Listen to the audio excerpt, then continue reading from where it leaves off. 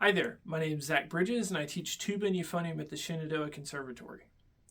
Now that you've got an idea of what the All Virginia Tuba Etude sounds like, I'd like to offer a few ideas for how to work on it. The first thing I'd like to recommend is half-tempo practice. Whenever I approach a new piece of music, it's usually a good idea to work on it really slowly and make sure that you get the music in your ear and you get the valve and air coordination and everything lined up. So for half-tempo practice, this etude's marked at quarter note equals 96. So I'll just cut that in half and think of eighth note equals 96.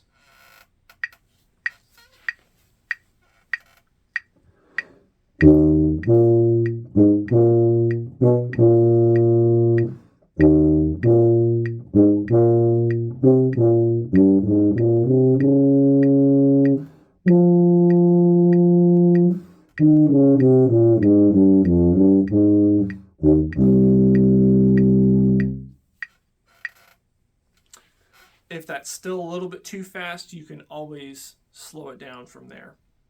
Again, this is just a good idea to work on the coordination of the air and the valves and getting things in your fingers.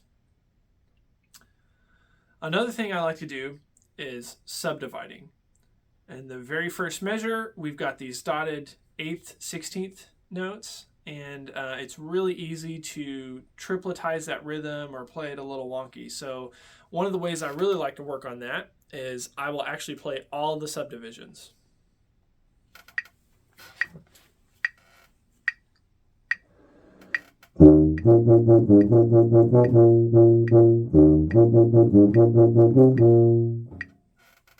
So that might take a couple runs to get that where it's really kind of feeling confident. Same thing in measure 5.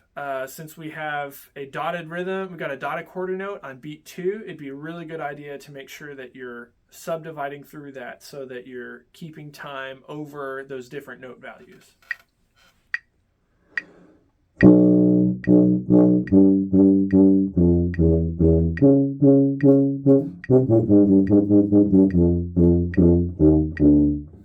And so on.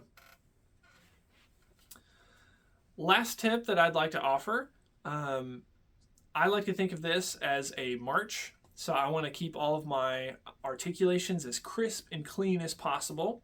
So one of the things I love to do to work on that, again, to coordinate the air in the tongue and help with clarity, are wind patterns. For me, a wind pattern is basically just taking an articulation syllable. For me, I think of the number 2 and just put some air behind it. First measure.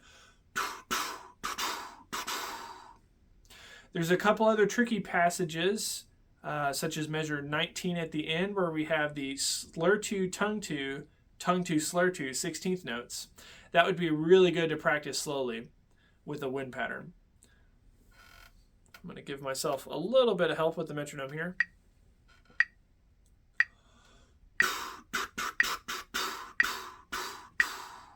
Again, just wind pattern that.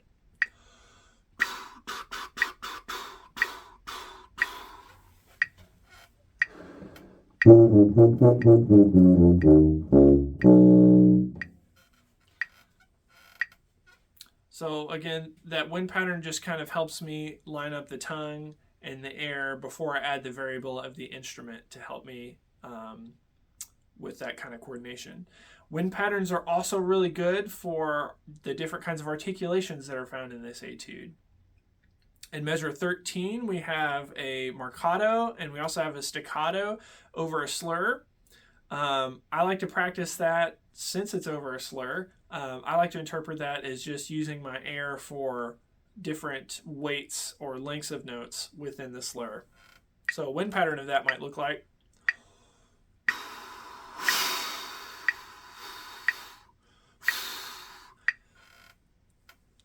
So again, I'm just thinking of weight of air to help me with those different accents since they're underneath the slur. Same rules apply whenever you don't have a slur, and I'm just trying to work on the different articulations.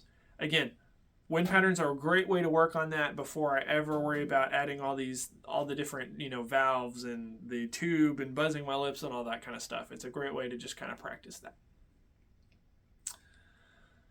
So as always, make sure and practice with your metronome, use a tuner, record yourself, and please feel free to reach out at my email listed below if you have any questions, if I can help with anything, and happy practicing.